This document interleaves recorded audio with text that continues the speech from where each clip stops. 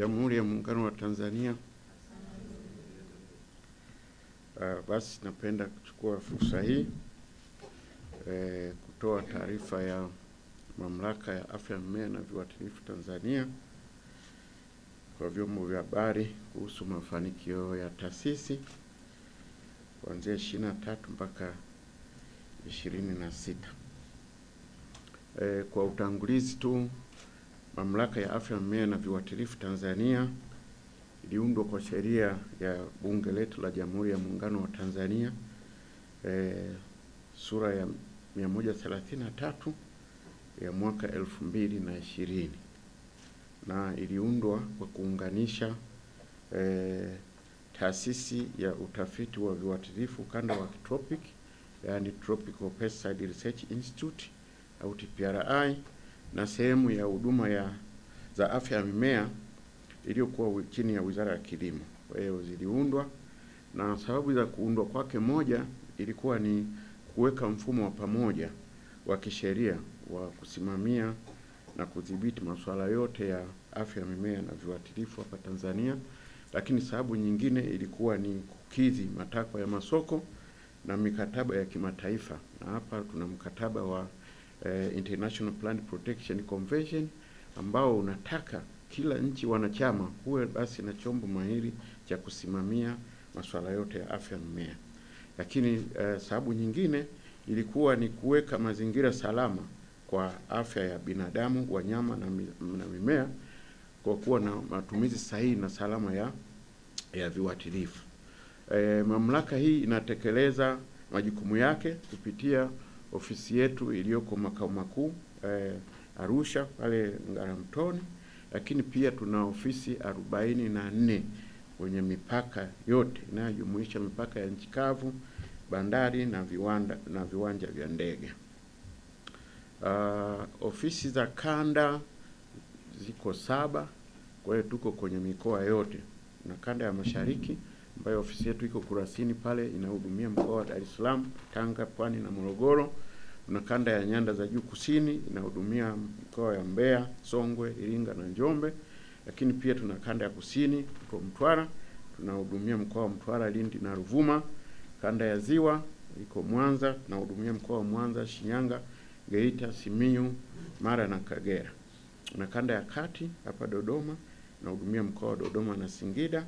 Lakini kuna kanda ya Magharibi, ofisi yetu ipo Tabora pale, inahudumia Kigoma, Katavi, Rukwa na Tabora. Na kanda ya Kaskazini ambayo ofisi yetu iko pale Tengeru Arusha, inahudumia mkoa wa Arusha, Kilimanjaro na Manyara. Maono au vision ya mamlaka ni kuwa kituo mahiri katika utoaji wa huduma za afya ya mimea, usimamizi thabiti wa viuatilifu, uhifadhi wa bioanuwai na kuwezesha masoko ya mazao ya kilimo. Lakini na dhima yetu au mission ni kutoa huduma za afya ya mimea, kudhibiti viuatilifu, kuhifadhi bioanuwai na kuhamasisha kilimo biashara endelevu kupitia ubunifu, utafiti na ushirikishwaji wa wadau. Majukumu yetu kimsingi, tuna majukumu mengi, lakini hapa nitataja yale majukumu ya kimsingi. Moja ni kuwezesha masoko ya mimea na mazao ya mimea hapa nchini na kimataifa kwa kufanya ufuatiliaji wa visumbufu, yani pest risk surveillance, na kufanya uchambuzi wa hatari ya visumbufu, yani pest risk analysis. Kwa njia nyingine, sisi ndio tunafanya kazi ya kuwezesha ufunguaji wa masoko ya mazao yote pamoja na bidhaa zake ndani na nje ya nchi. Lakini pia tunafanya ukaguzi na ufuatiliaji wa usafi wa mimea na mazao mashambani, ghalani na mipakani, yani entry points, ili kuzuia kuenea kwa visumbufu. Na ninapozungumzia visumbufu, maana yake ni magonjwa na wadudu waharibifu wa mazao. Lakini pia tunafanya kazi ya kudhibiti uagizaji, usafirishaji, utengenezaji, usambazaji, uuzaji na matumizi ya viuatilifu hapa nchini ya kilimo. Lakini pia tunatoa huduma ya utambuzi na uhifadhi wa bioanuwai za mimea. Serikali ilipounda hii mamlaka, mategemeo yake au matarajio yake yalikuwa ni nini? Moja ni kuongezeka kwa uhakika wa chakula na malighafi ya viwanda kutokana na kuongezeka kwa uzalishaji wa mazao ya kilimo. Yanaongezekaje? kwa sababu sisi ndio tunadhibiti visumbufu ambavyo vingeweza kuathiri uzalishaji wa mazao.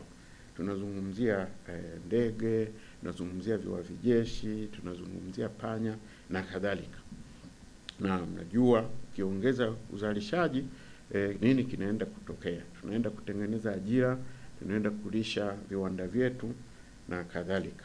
Lakini pia kuongezeka kwa ufanisi katika shughuli za afya ya mimea na udhibiti wa viuatilifu kutokana na kutumia sasa kikamilifu kwa miundombinu, rasilimali watu na vitendea kazi. Kuongezeka kwa maduhuli ya serikali pia. Lakini pia kupungua kwa madhara ya kiafya kwa binadamu yanayotokana na masalia ya viuatilifu. Lakini pia kupungua kwa viuatilifu bandia sokoni kwa sababu kwa kutumia sasa sheria ambayo inakuwa imeanzishwa sheria yetu. Lakini pia tunategemea kupungua kwa uvamizi wa visumbufu vipya vinavyotokana na kuimarika kwa uchunguzi wa visumbufu, yani pest surveillance. Ukiangalia sisi tuko wapi kwenye mnyororo mzima wa thamani wa kilimo, mazao ya kilimo, sisi tupo kuanzia uingizaji wa pembejeo, utoaji wa huduma, fanya ukaguzi mashambani, wakati wa kuchakata, uongezaji wa thamani mpaka kwenye usafirishaji wa mazao nje, yani export. Na tunavyofanya kazi hii pia sisi tunatekeleza au tunachangia katika utekelezaji wa vipaumbele 6 vya Wizara ya Kilimo ambavyo ni kuongeza tija, kuongeza ajira hasa kwa vijana na kina mama, kuimarisha masoko ya mazao, kuboresha usalama wa chakula nchini, kuimarisha ushirika, lakini pia na kuimarisha matumizi ya tehama.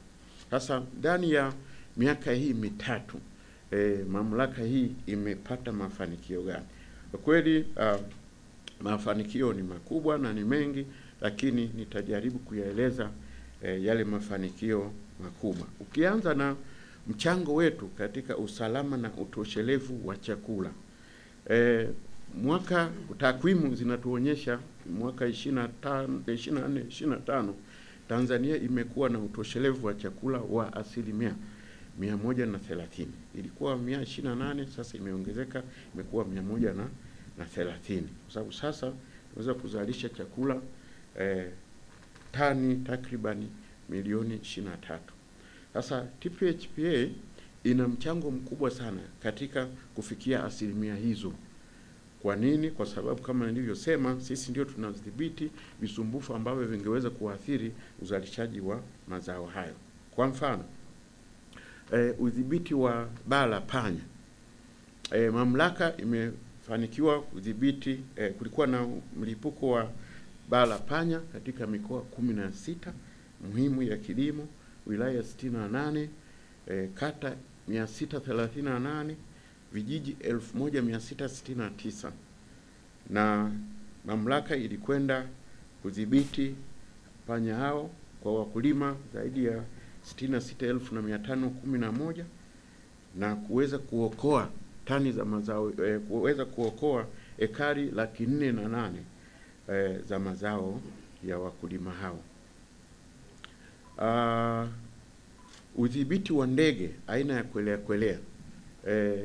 Kwa kipindi hiki cha miaka mitatu tulikuwa na uvamizi wa ndege wa kwelea aina ya kwelea hasa kwenye skimu zile kubwa za mpunga za mazao ya nafaka. Tunazungumzia Mbarali, Kapunga kule Mbeya, tunazungumzia Ruvu, tunazungumzia Simiu, Shinyanga, mkoa wa Manyara na kadhalika.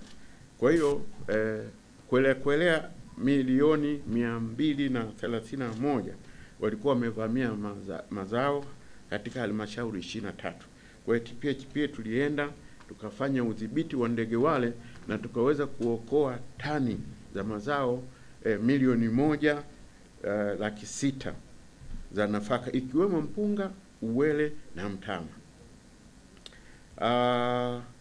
Udhibiti huu unafanyika kwa kutumia ndege maalum ya kisasa, lakini pia na ndege nyuki yani drones, pamoja na vinyunyiziaji kwa viambeleko ambavyo vinafanywa ardhini. Udhibiti wa viwavijeshi. Viwavijeshi pia ni wadudu waharibifu wa mazao na wanaathiri sana mazao mengi ikiwemo mahindi. Kwa hiyo TPHPA imeweza kudhibiti viwavijeshi kwenye hekari za mazao 219,411 katika wilaya 49. Kwa hiyo kwa kufanya huo udhibiti tuliweza kuokoa tani za mazao 529,347. Mazao hayo yakiwemo mahindi na yakiwemo yale mashamba ya vijana ya BBT Dodoma. Kwa hiyo ni TPHPA tulienda tukaweza kudhibiti visumbufu vile, lakini pia tulikuwa na uvamizi wa nzige. Kulikuwa na mkoa wa Dodoma hapa wilaya ya Mpwapwa ekari 1340 zilikuwa zimevamiwa na nzige au wanaitwa nzige wa mitini, yani tree locust. Kwa hiyo mamlaka ilikwenda kutumia drones na tukaweza kudhibiti nzige wale. Lakini pia kulikuwa na uvamizi wa nzige wekundu. Nzige wekundu katika mkoa wa Singida, hasa wilaya ile ya Ikungi, Singida, na udhibiti ulifanyika pale na tukaweza kuokoa ekari 405 za mazao.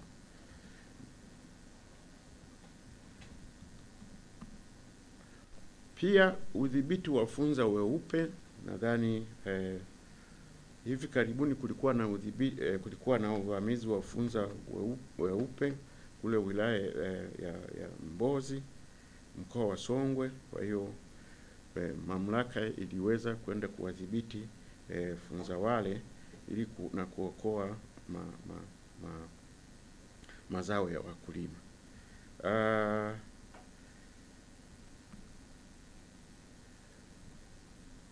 Udhibiti wa visumbufu pia kwenye zao la viazi mviringo.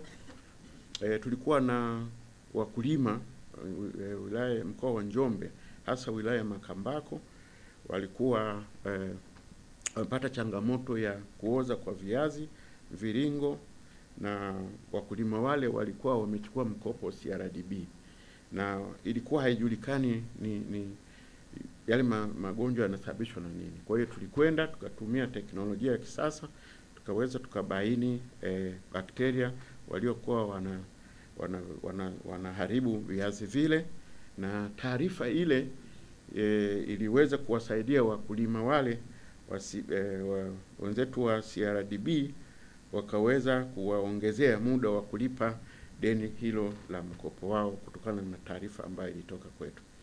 Lakini pia mwaka jana mwezi wa 8 tulikuwa na kwa muda mrefu wakulima wa wilaya ya Kilolo pale Ruaha Mbuyuni walikuwa na changamoto ya kusumbuliwa sana na mazao yao. Kwa mfano vitunguu vilikuwa vinaoza, nyanya zilikuwa zinaoza, pilipili hoho na kadhalika. Na kwa muda mrefu walikuwa wakijaribu kutatua changamoto ile bila mafanikio.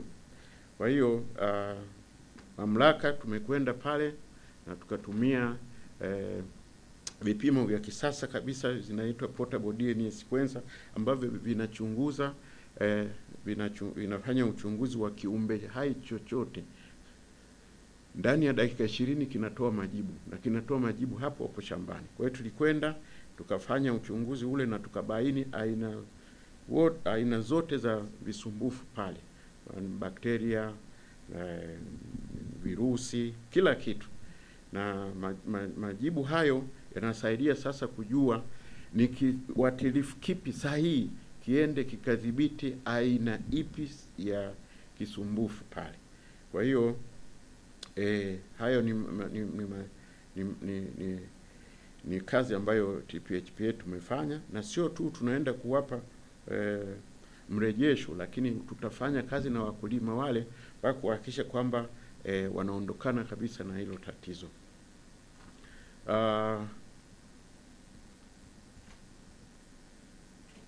Pia tulikuwa na 2024 tulikuwa na uvamizi wa gugu la Kariba kule ziwa Victoria, ambalo asili yake kuu ni Brazil huko. Kwa hiyo ilikuwa limevamia na likawa linaleta changamoto. Kwa hiyo TPHPA tulikwenda tukapeleka wadudu aina ya mbawa kavu ambao tumewazalisha pale kwenye kituo chetu cha Kibaha na kwenda kusambaza kwenye ziwa Victoria kwa ajili ya kuangamiza wadudu wa gugu lile. Mbawa kavu 3231 walipelekwa pamoja na viluelue vyake, yote vilipelekwa na tukaenda kupandikiza katika ekari 15 ya magugu vamizi hayo. Sehemu nyingine au mafanikio mengine ni kuwezesha ufikiaji wa masoko ya mazao ya kilimo ya nchi. Kuwezesha usafirishaji wa mazao kwenda nje ya kupitia TPHPA inawezesha kupitia ukaguzi ambao tunafanya kwenye mipaka yetu. Mfano, katika kipindi cha miaka minne 21 mpaka 24 TPHPA iliwezesha usafirishaji wa jumla ya tani za mazao 6,600,000 za mazao mbalimbali ikiwemo mboga, nafaka na kadhalika, ambayo mauzo yake iliweza kuiingizia nchi yetu dola za Marekani bilioni 6.6 ambazo ni sawa na trilioni 15.6. Lakini pia 23-24 mamlaka yetu iliwezesha usafirishaji wa mazao kiasi cha tani milioni 3.5 ambacho pia kiliweza kuingizia nchi yetu dola za Marekani bilioni 3.5. Ufunguaji wa masoko mapya ya mazao ya kilimo, pia mamlaka imewezesha kufungua soko la parachichi kwenda nchi za Afrika Kusini, India, China, soko la soya pia kwenda China, na soko la mashudu ya pamba na alizeti kwenda pia China, mahindi ya njano kwenda Misri, unaona, aina ya mazao mengine kama vile parachichi kwenda Marekani, mahindi meupe, pilipili na viungo mbalimbali kwenda nchini China, yapo katika hatua ya mwisho ya kufungulia masoko haya. Na unajua, unapofungua masoko kama hayo, manake ni nini? Manake ni kwamba unaenda kuanza kuongeza kipato cha nchi, lakini pia unaenda kutengeneza ajira. Lakini pia mamlaka iliwezesha pia kukamilisha nyaraka na kufungua masoko mengine ya mazao 14 katika nchi 15. Hii ikiwepo pilipili manga, vanila, karafuu, mananasi, viazi mviringo, tumbaku, ndizi, makademia, ngano na kadhalika. Kupeleka nchi mbalimbali ikiwemo China, India kama vile vanilla, cloves, Indonesia na Singapore, black pepper, Canada na kadhalika. Kwa hiyo masoko hayo yanaenda kuingizia nchi yetu fedha za kigeni. Pia tumeweza kulifikia soko la tuliweza kukidhi matakwa ya soko la Umoja wa Ulaya. Wenzetu soko la Umoja wa Ulaya mwaka jana walitoa tamko kuwa ili Tanzania iendelee kufanya biashara na soko la Ulaya, mtudhihirishie kwamba nyinyi kwenye mazao yenu hakuna bakteria anayeitwa Xylella fastidiosa. Huyu ni bakteria, ni kisumbufu cha kikarantini kwenye soko la Ulaya. Kwa hiyo mamlaka tulikwenda tukazunguka nchi nzima, tukakusanya sampuli 5,564 na kwa kutumia teknolojia ya kisasa kabisa, hiyo kipimo cha DNA, tuliweza kuidhihirishia Ulaya kwamba hatuna huyo bakteria. Kwa hiyo ripoti ilipelekwa na tarehe 13 Juni mwaka jana Tanzania iliruhusiwa kuendelea kufanya biashara na soko la Ulaya. Kwa hiyo unaweza kuona hapa pia ni mchango mkubwa sana wa mamlaka. Lakini pia tumewezesha mpaka sasa hivi kusajili makampuni 16 ya parachichi kwenda kusafirisha parachichi nchini China. Sasa unapozungumzia hapa makampuni 16, unaweza kusema kwa mfano kila kampuni moja ikiajiri watu 5 tu, unaweza kujua ni ajira kiasi gani zimetengenezwa hapa.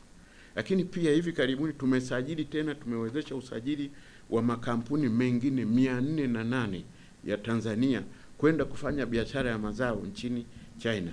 na hapo tunapozungumzia 408, ukisema kila kampuni iajiri watu 5 tu, unaweza kuona tayari ni ajira 2000, zaidi ya 2000 zimetengenezwa.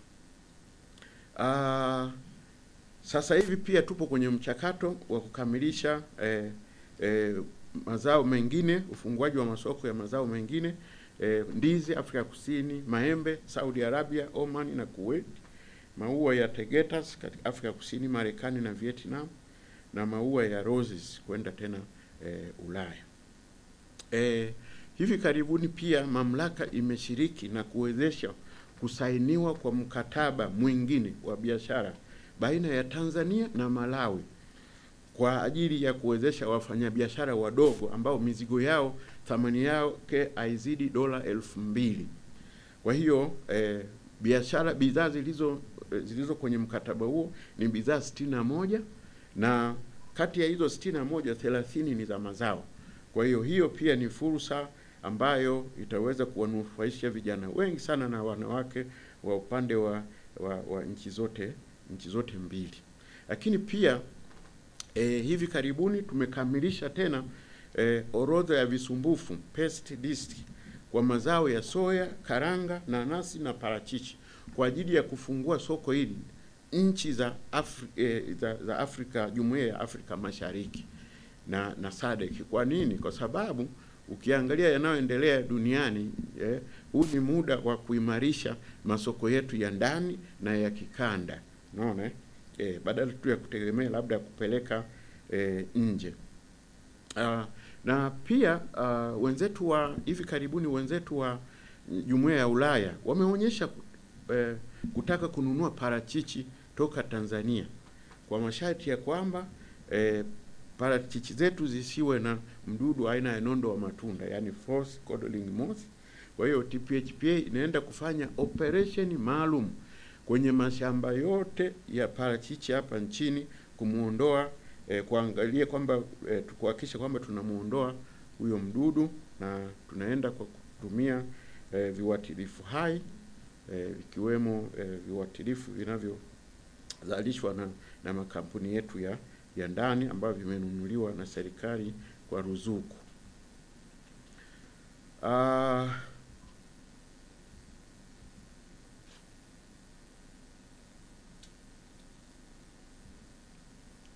Ili kufuatilia visumbufu vya mimea, mamlaka ina kitengo maalum pale makao makuu kinaitwa Plant Health and Biosafety Intelligence Unit.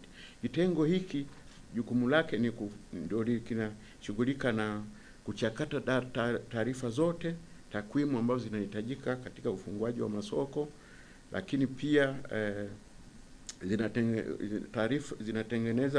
kitengo kinatengeneza ramani zinazoonyesha visumbufu vyote viko wapi na teknolojia ipi iende kudhibiti wale visumbufu. Lakini pia tunapeleka kinafanya kitu tunaita horizon scanning. Horizon scanning au kufanya ujasusi wa aina na mwenendo wa visumbufu katika nchi jirani, ni kuangalia hivi nchi za jirani huko Kenya, Uganda, wapi, je, kuna viashiria vyovyote vya kuwepo kwa visumbufu, ili sisi tujiandae mapema kabla havijaingia na kutuletea madhara. Kwa hiyo tuna kitengo hicho hapo, kipo pale makao makuu Arusha. Lakini pia tunajua zao la parachichi ni zao la kimkakati. Kwa hiyo sisi tumeweka nguvu ya ziada kwa ajili ya kuhakikisha kwamba kwenye zao la parachichi tunaongeza ubora, lakini pia na uzalishaji. Kwa mfano tulishanunua kiuatilifu cha copper sulfate lita 1000 na tumesambaza Mbeya DC, Rungwe pamoja na Sokelo kwa ajili ya kudhibiti magonjwa ya mnyauko wa majani, lakini pia kuimarisha lile ganda la parachichi, na hiyo pia inaendelea. Lakini pia tunaendelea kukusanya na kuhifadhi sampuli za nasaba za mazao mbalimbali katika benki yetu ya mbegu pale Arusha. Sasa hivi tuna zaidi ya mbegu tuna zaidi ya aina 10,000 ziko pale, Lakini pia tunakusanya na kuhifadhi sampuli za sampuli kavu za mimea kwa ajili ya kutunza bioanuwai zetu, lakini pia na kwa ajili ya kutumika kama rejea na watafiti. Katika usimamizi wa viuatilifu, kwa mara nyingi sana Tanzania au kwa muda mrefu Tanzania tulikuwa tunaangalia sana ubora wa mazao yanayoenda nje. Kwa hiyo kwa mara ya kwanza TPHPA tumeanza sasa programu ya kufuatilia masalia ya viuatilifu kwenye mazao yanayoingia kwenye masoko ya ndani ili kulinda afya ya walaji wa ndani, na tayari zoezi hili tumeshalikamilisha kwenye mikoa 10 ya Tanzania bara, lakini pia ikiwemo Unguja na Pemba, na lengo ni kutoa elimu kwa wakulima ili kulinda afya za walaji wetu na mazingira. Lakini pia tumefanikiwa kuandaa HS codes za viuatilifu vyote vilivyosajiliwa na kuingizwa kwenye mfumo wa TANSIS wa TRA ili kuwezesha kusomeka kwenye kilimo na kuimarisha udhibiti wa viuatilifu. Lakini pia tumeweza kudhibiti viuatilifu visivyokidhi ubora. Mfano, hivi karibuni tumewezesha kurejeshwa kwa viuatilifu lita 435,000 kuvirudisha huko nchi zilikotoka, kwa sababu mashine zetu zilionyesha kwamba viuatilifu hivi havina ubora. Sasa hivi tuna mashine za kisasa kabisa za kuchambua ubora wa viuatilifu pale makao makuu. Lakini pia tumefanya mafunzo kwa wakaguzi wetu wa mipakani kuhusu ukaguzi, mbinu za kukagua.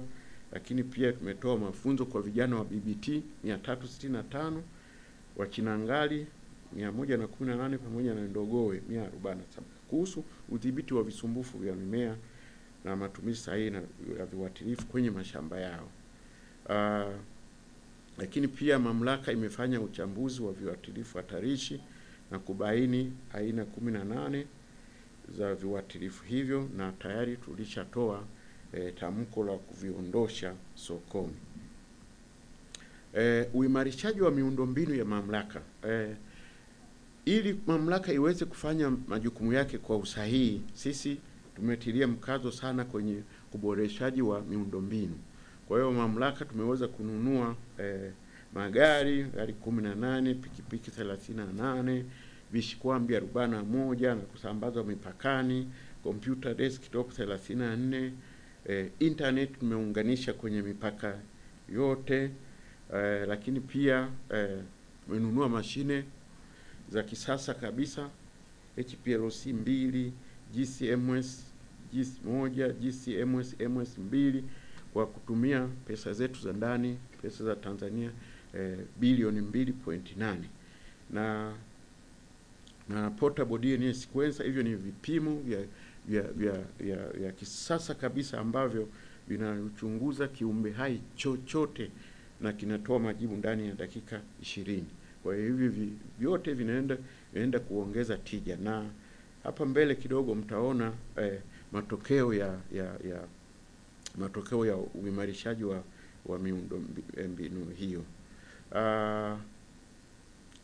Moja, pia mamlaka imenunua ndege nyuki za kisasa. Tunazo ndege nyuki 21, lakini pia tunakamilisha ununuzi wa ndege nyuki zingine 20. Kwa hiyo tutakuwa na ndege nyuki jumla 41.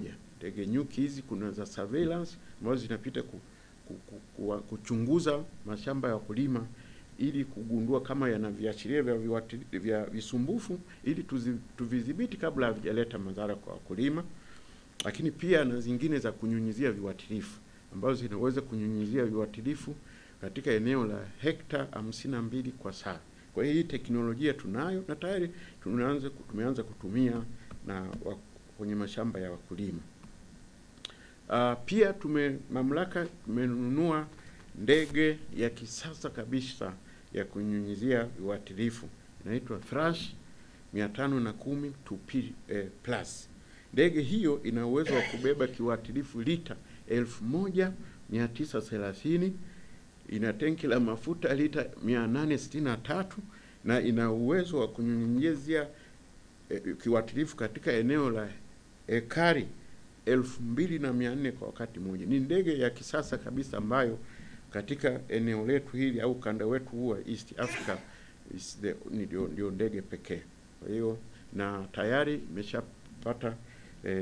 imeshakamilisha mchakato wa kusajili, ikiwemo kupata exemption, tax exemption kutoka serikalini.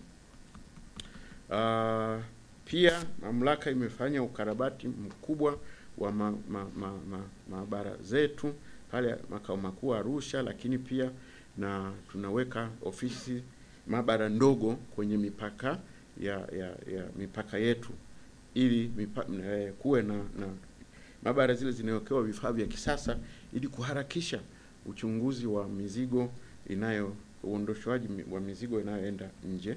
Lakini pia tunafungua maabara na ofisi pale Njombe kwa ajili ya kuhudumia mazao ya kimkakati kama parachichi pamoja na viazi mviringo kwa ajili ya wakulima wa nyanda za juu kusini. Pia mamlaka tunafanya pia uwajibikaji kwa jamii. Huwa tunatoa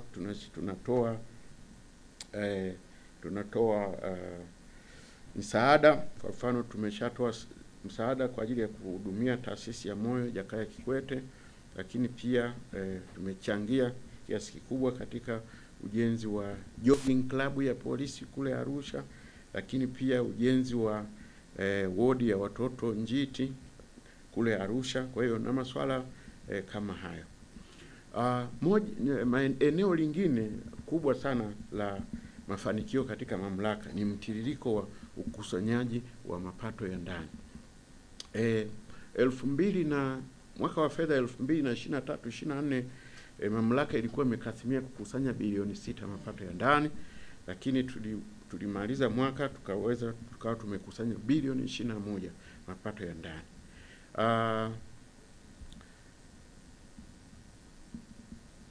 Mwaka 24/25 tulikuwa tumekasimia kukusanya bilioni 26, lakini tuliweza kukusanya bilioni 22 mapato ya ndani.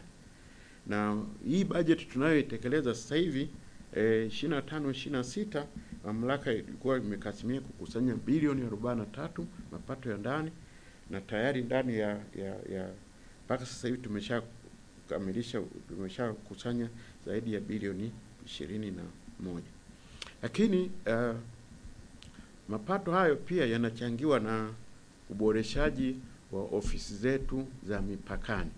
Mnakumbuka nilisema hapa awali, tumefunga internet kule, tumewapa kompyuta, tumewapa vitendea kazi, tumewapa motisha wale wakaguzi wetu. Kwa hiyo unaona, ukichukua kwa mfano takwimu ya 2022/23 kabla ya kufanya maboresho na sasa hivi kuna mabadiliko makubwa sana.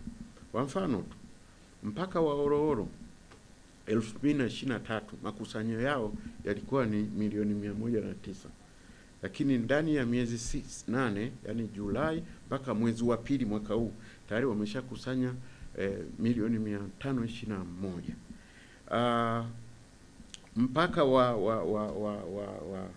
bandari ya Mtwara makusanyo yao yalikuwa milioni 6,175,000, lakini ndani ya miezi 8 wameshakusanya bilioni 5.8. Unaona? Sirari pale mpakani, Sirari mapato yao yalikuwa milioni 256, lakini wameshakusanya bilioni 1.2. Unaona? Lakini wengine ni Mtukula pale mapato yao kwa mwaka makusanyo yao yalikuwa ni milioni 56, lakini wameshakusanya bilioni 2. Rusumo kule walikuwa milioni 81, lakini wameshakusanya bilioni 2.3. Namanga pale ndio ilikuwa ina renki ya pili ukitoka Kurasini, makusanyo yao yalikuwa milioni 461, lakini sasa hivi wameshakusanya bilioni 3.2. Kwa hiyo hii yote inatokana na maboresho ambayo tumefanya. Tunduma pale mapato yao yalikuwa milioni 119, lakini sasa hivi wameshakusanya ndani ya miezi 8 wameshakusanya milioni 834. Holili, mpaka wa Holili walikuwa mapato yao wamekusanya milioni 15 kwa mwaka, lakini sasa hivi wameshakusanya milioni 808. ukienda kurasini pale 2023 mapato yao, makusanyo yao yalikuwa bilioni 13, lakini ndani ya miezi 8 wameshakusanya bilioni 50. Kwa hiyo unaweza kuona trend ya mapato, na hii ina implication kwamba hii yote inaenda kuchochea uchumi wa nchi yetu. Sasa vipaumbele vyetu vya kimkakati sasa ni vipi? Tunavyokwenda kumalizia, kwanza ni kuwajengea uwezo wataalamu wa mamlaka. Kazi sisi tunazofanya, uchunguzi viuatilifu, visumbufu, uchunguzi wa ubora, ni teknolojia zinabadilika sana. Kwa hiyo tumeipa kipaumbele sana cha kuwajengea uwezo wataalamu wetu, na ndio maana hata ukiangalia kwenye mpango mkakati wetu wa miaka 5 utaona kama mamlaka tumetenga bilioni 7 kwa ajili tu ya kuwajengea uwezo wafanyakazi wetu.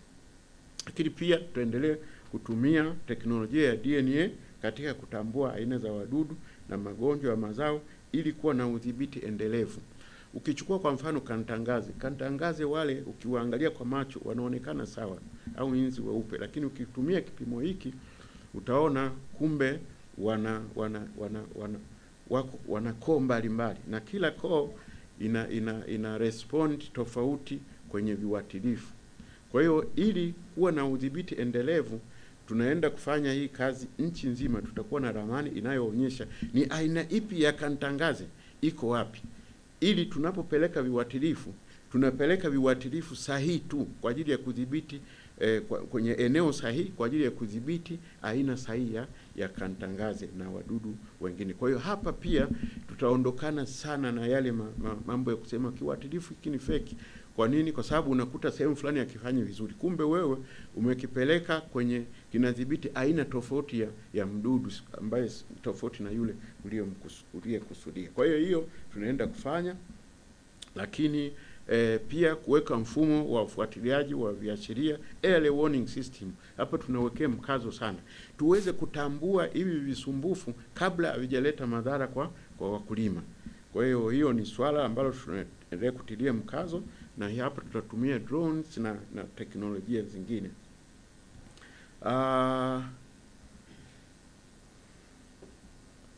Nyingine ni kuendelea kusimamia na matumizi sahihi na salama ya viuatilifu ili kulinda afya ya walaji. Kwa hiyo hilo ni tutaendelea nalo. Kwanza kuendelea kuwaelimisha wakulima na wadau mbalimbali kwa ajili ya ili namna ya kuwa na matumizi sahihi na salama ya viuatilifu, lakini kuweka mfumo wa ufuatiliaji masalia ya viuatilifu, pesticide risk levels kwenye mazao yanayouzwa kwenye masoko ya ndani. Lakini pia tutaimarisha ofisi zetu za kanda na za mipakani kwa kuziboresha, kuwekea maabara ndogo ikiwemo mipaka 17 kuwekea maabara ndogo za ukaguzi wa mazao. Lakini pia tutaendelea kuimarisha kituo chetu cha udhibiti wa visumbufu kwa njia ya kibiolojia ambacho kiko pale Kibaha. Kituo hiki kinafanya utafiti na kusajili viuatilifu hai vya kilimo ili kupunguza matumizi ya viuatilifu hivi ya chemical na kufanya udhibiti endelevu. Kwa hiyo ninavyohitimisha, nipende tu kwanza kutoa shukurani za dhati kabisa kwa serikali ya Jamhuri ya Muungano wa Tanzania inayoongozwa na Mheshimiwa Rais Dr. Samia Suluhu Hassan, lakini pia na Wizara ya Kilimo kwa kuwezesha mamlaka hii kufanya kazi zake za kusimamia afya mimea na udhibiti wa viuatilifu. Lakini pia tunapenda kushukuru pia wabunge wa Jamhuri ya Muungano wa Tanzania, sasa kamati ile ya Bunge ya Viwanda, Biashara na Kilimo, kwa kupitisha bajeti ya wizara, lakini pia ikiwemo bajeti ya mamlaka, na wenyewe tunawashukuru sana. Lakini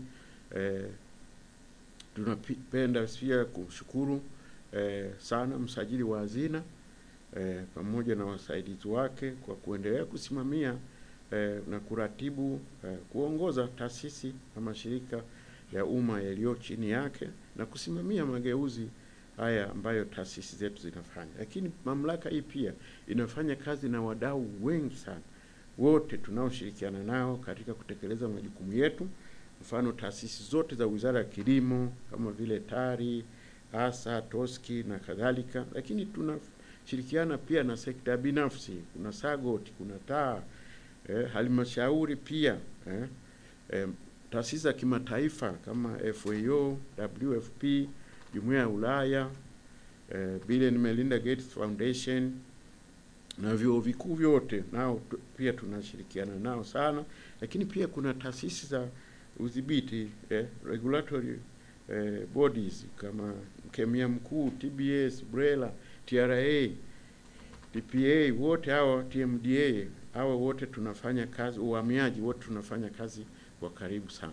Kwa hiyo baada ya hayo, nipende kuwashukuru sana na asanteni sana kwa kunisikiliza.